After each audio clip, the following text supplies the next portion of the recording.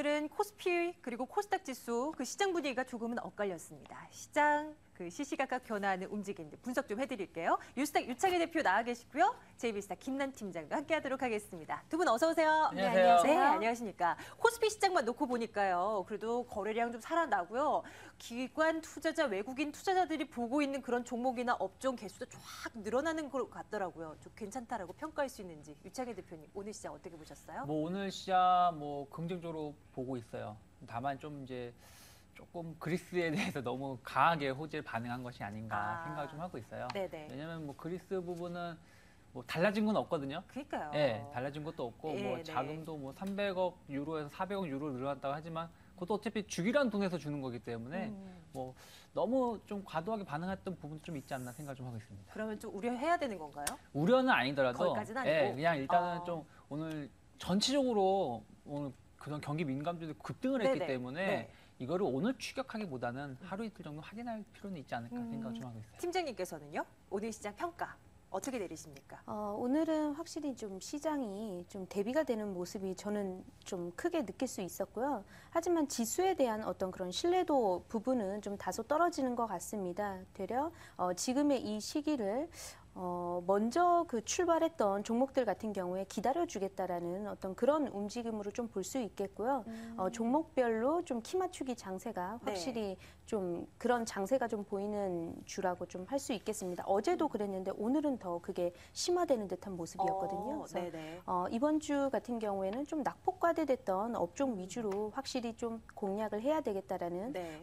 그런 제 생각이 더 강해진 하루라고 좀 할 수 있을 것 같습니다. 지수 움직임 좀 볼게요. 코스피 오늘 1%는 좀 못 미치지만 그래도 하루 종일 상승권에서 머물렀습니다. 1925포인트 마감입니다. 어제보다 16포인트 오른 채 마감됐는데 자, 어느 시점으로 갈까요? 시간대별로 이슈 확인해 보도록 하겠습니다. 첫 번째 시작할게요.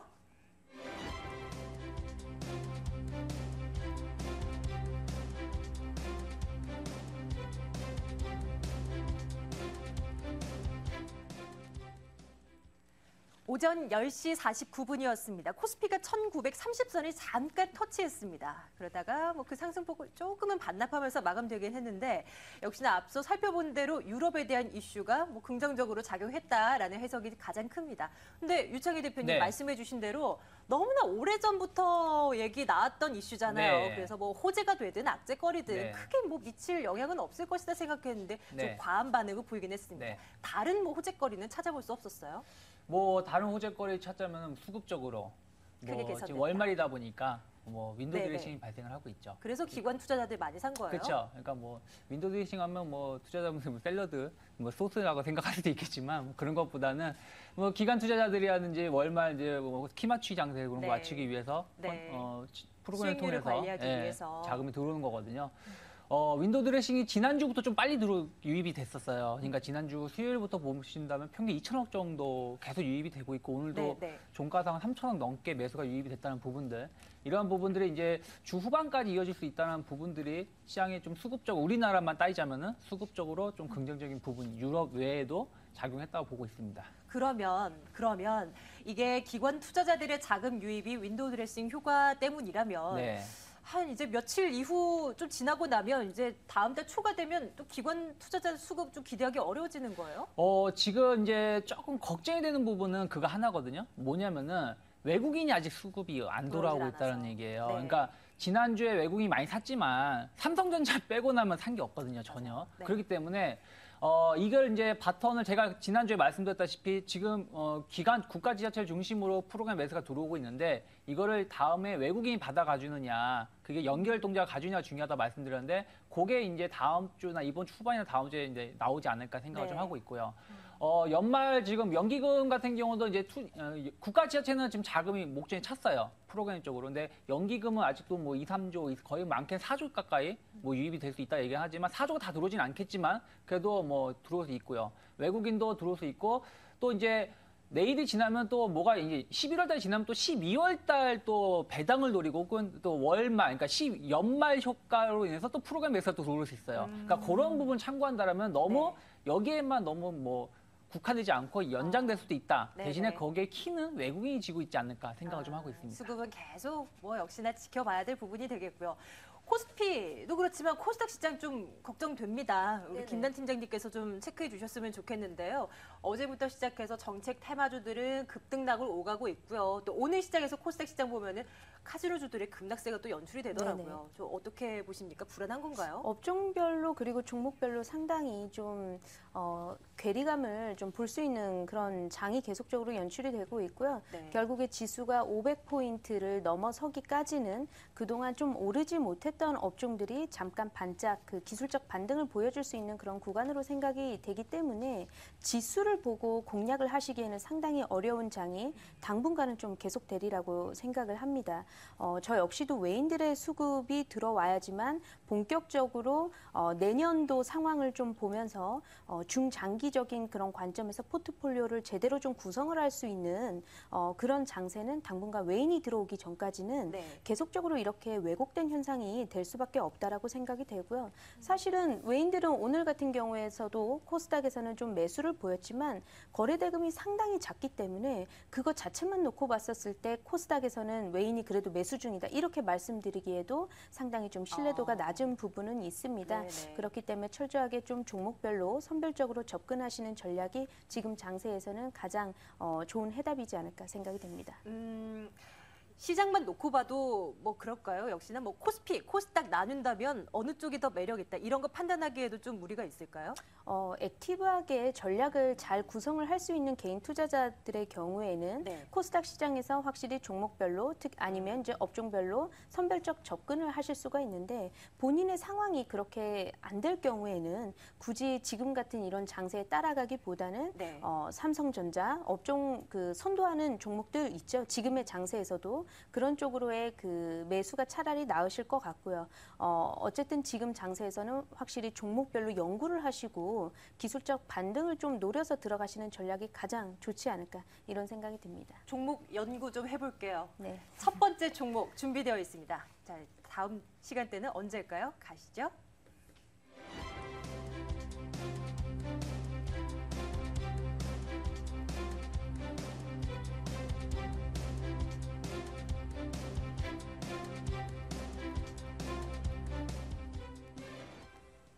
한 시 13분이었습니다. 현대모비스가 쭉 올라가다가 13만 5천 원 선 지지되나 안 되나 안착이 되나 안 되나 이거 시도를 하는 그런 움직임이 나타났습니다. 자동차주 움직임이 오늘 상당히 탄력적이었습니다. 얼마 전까지만 해도 미국에서 이제 불거져 나왔던 연비 과장 논란에 크게 먹을 것이 없을 것 같다라는 의견들이 좀 많이 들렸었고요. 또 자동차 판매의 정점은 이미 지나갔다라는 얘기들도 참 많이 들려서 자동차보다는 IT 쪽으로 가자라는 시각이 참 많았는데 이거 빗나가는 걸까요? 체크해 보도록 하겠습니다. 유창희 대표님 네. 어떤 시각 갖고 계세요? 뭐 죄송하지만 여전히 기술적 반등이 아닐까 생각을 하고 있어요. 네네. 왜냐면은 너무 많이 빠졌던 부분이 있어요. 뭐 그런 부분이 작용했기 때문에 좀 올라왔다. 네. 좀 뭐 유럽 이슈도 있었고, 뭐 그래서 오늘 엄밀히 따지면은 자동차뿐이 아니라 오히려 자동차보다 건설 쪽 더 많이 올랐어요. 뭐 그런 부분들, 증권주 이런 걸 오늘 같은 경우는 아직까지는 기술적 반등이 조금 평가절하하기 좀 그렇지만은 일단은 거순에 그쳤다. 다만 이제 현대차 내에서도 보신다라면은 현대차 제가 예전도 말씀드렸지만 그나마 기아차보다 현대차가 좀 낫다. 두 개를 비교한다라는 네네. 그런 얘기 말씀드렸는데 차트는 아직까지는 좀 좋지 않지만 그다음에 현대차가 좀 낫다라는 부분들 뭐 현대모비스라든지 부품업체들이 또 차트적으로 본다면 또 낫다 완성차보다는 그런 순서가 있는데 아직까지는 좀 확인해야 될 필요가 있고요. 만약에 자동차 업종에 좀 관심을 갖는다 그러면은 그래도 대형 부품사들이 좀 낫지 않을까라는 생각을 조금 했었던 하루가 아닌가 생각을 하고 있습니다. 현대모비스, 뭐 현대위아, 현대위아 이 뭐, 정도요. 예. 제가 기사 하나 출력해서 왔는데 읽어드릴게요. 현대차가 미국 소비자들이 차량 구매를 할 때 주로 따지는 핵심 지표 잔존 가치 분야에서 경쟁 차량과 경쟁 브랜드를 모두 누르고 최상위권을 기록했다. 성적을 기록했다. 이런 뉴스가 전해져 왔어요. 네. 이거 호재 아니에요? 호재죠. 근데 왜냐면 크게 반응할 거리는 아닌가요? 그쵸. 아직까지는 뭐 이렇다고 네. 해서 뭐 중고차 시장이 활발하게 된다고 해서 신차가 네, 네. 엄청나게 막 급격히 판매될 정도까지는 아니고요. 또 하나가 아직 미국에서 연비 문제도 아직 해결되지 않았던 부분들. 그러니까 그거 이후에 발표된 게 좀 이게 조사가 좀 뒤늦게 그 전에 이루어진 걸 수도 있기 때문에 그런 부분들. 또 지금 이제 완성차 업체 쪽은, 그러니까 완성차 자체가 조금 이제 정점을 향했다라고 생각이 들어요. 그다음에 현대차가 버틸 수 있었던 게 중국에 대한 기대감이었거든요. 중국이 일본하고 관계가 안 좋다 보니까 일본차 판매가 안 돼서 현대차 상대적 반사이익을 누렸던 건데, 네. 그게 지금 일본의 연비 문제로 좀 빠졌던 부분이 있었기 때문에 약간 기술적으로 일정 부분의 주가의 제자리는 올라올 수 있겠지만 이게 추세를 전환시키기에는 좀 힘들지 않을까 생각을 좀 하고 있습니다. 네. 에이, 자동차 조금 더 기대를 걸어도 되나 싶었는데 역시나 비슷한 시각을 계속해서 말씀해주고 계시는 것 같아요. 오늘의 특징, 물론 자동차도 좋았는데요.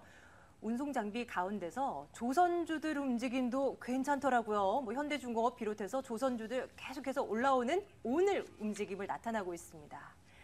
김난 팀장님께서 봐주세요. 이것 또한 기술적 반등에 불과한 것인지, 사실 뭐 며칠 사이에 업황 자체가 뭐 좋아졌다라고 판단하기엔 좀 무리가 있을 것 같고요.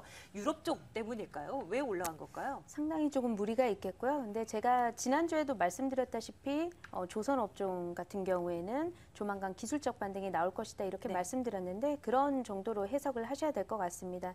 오늘 물론 이제 유럽 쪽에서 좋은 얘기들이 나오긴 했지만 그런 것들은 역시나 기술적 반등을 하는데 잠깐의 그런 도움을 줄 수 있었던 그런 뉴스거리밖에 되지는 않을 것 같고요. 우선 해양 플레트 사업 쪽으로 좀 치우쳐져 있는 삼성중공업을 제외한 나머지 그 조선 기업들 같은 경우에는요. 네. 여전히 상선의 비중이 너무 높은데 상선 업황이 되살아나기까지는 상당한 좀 시간이 걸릴 것으로 좀 보여집니다. 유럽 쪽에서도 단순히 지금 그리스 지원과 관련된 이런 뉴스가 아니라요. 선박금융이 확실히 살아날 수 있는지 없는지 그런 것들을 보조 지표들을 확실하게 좀 체크를 하고 나서야지만 업황이 어느 정도 좀 바닥을 찍고 출발을 하고 있다 이렇게 좀 볼 수 있을 것 같고요. 네. 상선 시장 같은 경우에도 전체적으로 계속 수주 잔고가 지금 떨어지고 있습니다. 성과를 체크를 해봐야 될 것 같은데요. 성과 같은 경우에는 지금 현재 잔고가 바닥이 나 있는 수주 잔고가 어느 정도 다시 채워져야지만 그 후에 다시 따라 올라오고 있기 때문에 계속적으로 현재 수주 잔고가 채워지기 전까지는 수익성에 대해서의 논란은 계속적으로 좀 되어지지 않을까 이렇게 봅니다. 네. 결국에 조선 업종을 노리고자 한다면 단기 기술적 반등을 노리고 단기적으로 접근하시는 전략 외에 아니면 삼성중공업 같은 경우에는 좀 특수하게 해양 산업 그 파트가 조금 크고요. 네. 그리고 그 조선 쪽 보게 되면요. 선박들이 시리즈별로 되어 있습니다. 우리가 자동차에서도 SM3, 5, 7이 있듯이 선박에도 그런 식으로 시리즈 마케팅을 해놓고 나서 상당히 조금 다른 업체들과는 좀 비교 우위 전략을 좀 두고 있기 때문에 이런 부분들을 좀 체크를 해보셔야 되지 않을까 싶습니다. 왜 지난주에도 계속해서 말씀해 주셨지만 낙폭과대주 한번 보자라고 말씀해 주셨는데 그 가운데 조선주도 해당이 됐었나요? 네, 해당이 됐고요. 네. 제가 업종을 딱 말씀을 드렸던 기억이 납니다. 그래서 뭐였었죠? 조선업 말씀을 드렸었고 가장 제가 안 좋게 봤었던 게 건설업이었는데 지난주 목요일에는 그런 건설업종마저 지금은 이제 매도하실 타임 지났다.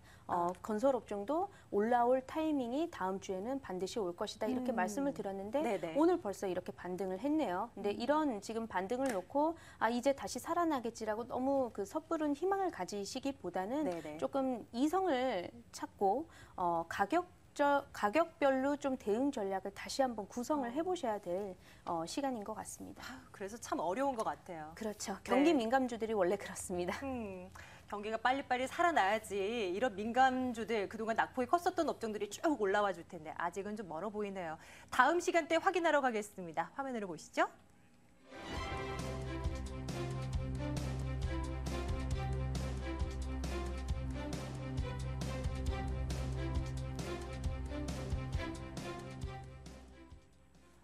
오늘 코스피 시장 분위기는 참 좋았습니다. 괜찮았습니다. 그런데 이런 시장 가운데서도 급락하는 종목은 꼭 있더라고요. GS 리테일이 그랬습니다.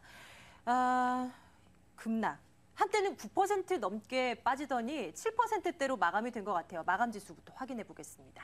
자, 마감 가격은요. GS 리테일 29,350원, 3만 원 선 내준 채 마감이 됐어요. 7.56% 하락으로 마감됐는데 오늘 뉴스가 있었잖아요. 네. 맨 처음에 GS 리테일을 급락으로 이끌었던 이유가 그렇게 나왔습니다. 공정위가 편의점 신규로 점포를 내는 것에 800m 정도의 기존 점포와의 제한을 두겠다. 그러니까 800m 이상 너무 가까이 점포를 내지 마라라는 얘기를 했는데 나중에는 이제 반박 기사가 나왔잖아요. 네. 공정위가 네. 아니다. 우리는 그런 논의 한 적이 없다라고 얘기를 했습니다. 그럼에도 불구하고 주가는 상승 반전은커녕 낙폭을 오히려는 뭐 더 키운 것 같아요. 오후장 들어서요. 유창희 대표님 네. 이거 어떻게 해석해야 되는 거예요? 그러니까 그게 좀 애매한 게요. 뉴스가 새벽에 나왔어요. 아, 그러니까 새벽 4시쯤에, 4시 네. 반인가? 반박 기사는 오전 네. 10시쯤 본 것 같아요. 네, 그러니까 그 사람들이 그때 회의를 할 일도 없고 이게 나왔었는데 뭐 일단은 뭐 약간은 부담감은 단기적으로 작용할 수 있겠지만 이게 큰 추세를 그러니까 훼손하지 않을 것 같다 생각이 들어요. 무슨 얘기냐면은 지금 이미 편의점 수가 거의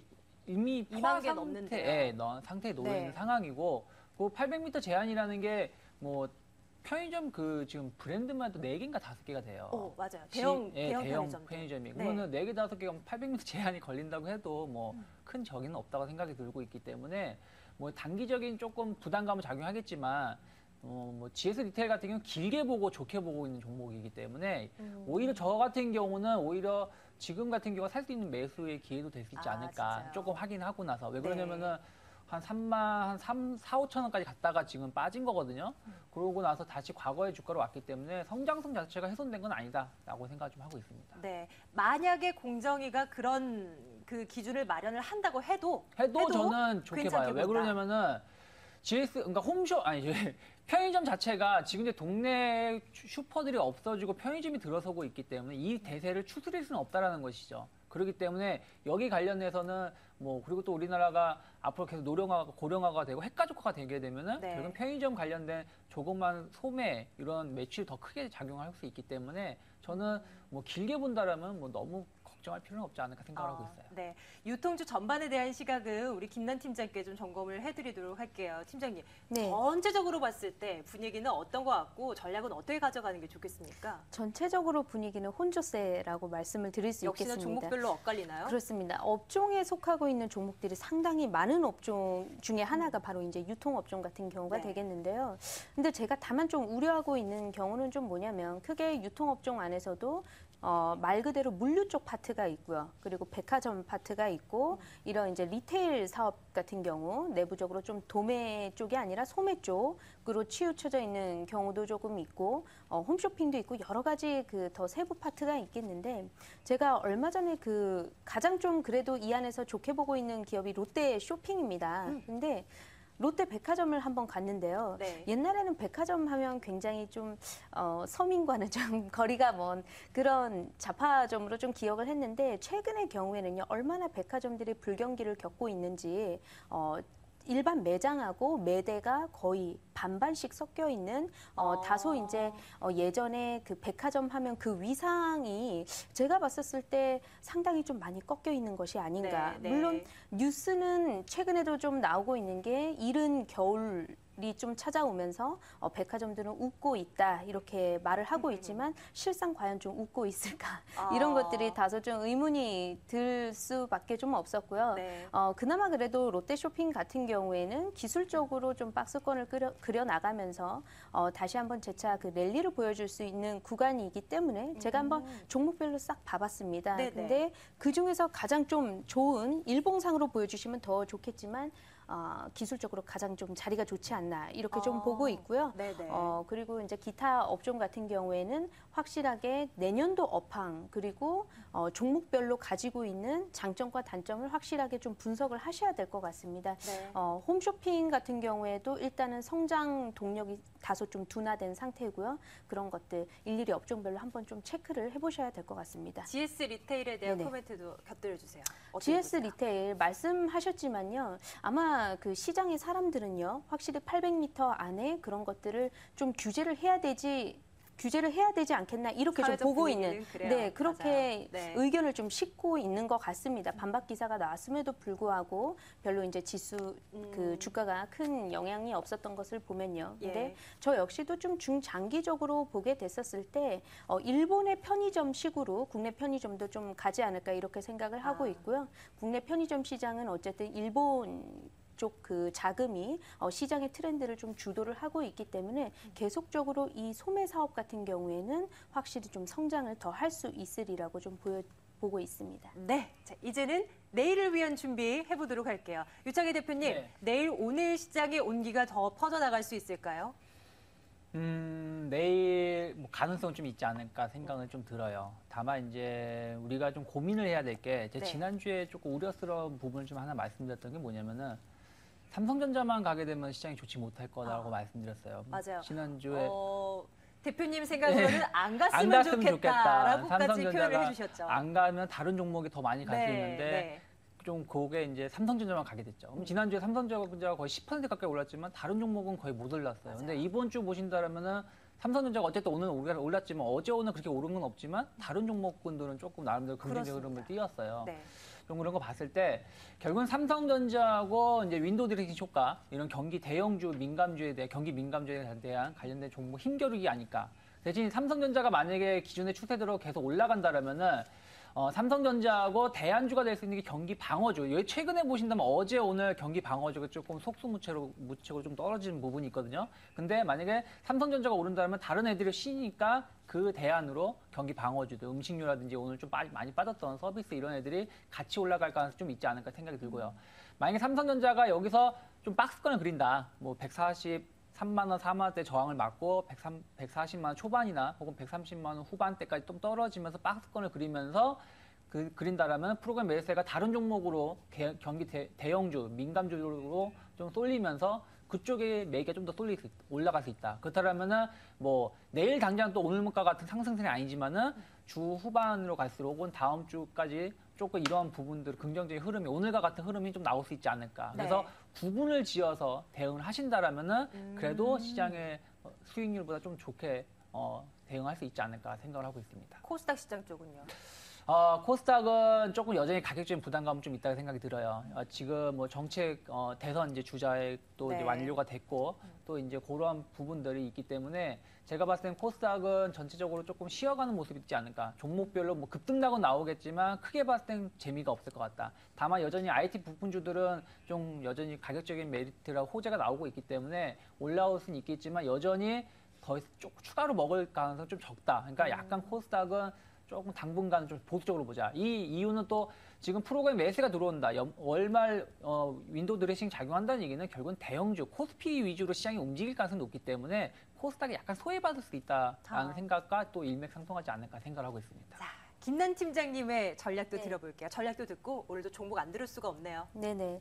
일단 크게 두 가지 전략을 좀 저는 제시를 하려고 합니다. 첫 번째 같은 경우에는 낙폭과대되어 있는데 단순히 낙폭과대된 종목만 볼 게 아니라요. 낙폭과대되어 있는 상황에서 기관이나 외인들의 수급이 조금 들어오고 있는 종목들을 좀 분별을 해서 보셔야 될 것 같고요. 아니면 지금 추세가 여전히 시장이 좀 조정을 받고 있음에도 불구하고 추세가 우상향 가운데 단지 오늘 같은 경우에 좀 기술적으로 좀 눌림목에 있는 그런 구간에 도래한 종목들 같은 경우에요. 이렇게 좀 두 가지로 나눠서 보셔야 될 것 같은데 조금 감이 좀 잘 안 잡히실 것 안 같아서요. 잡혀요.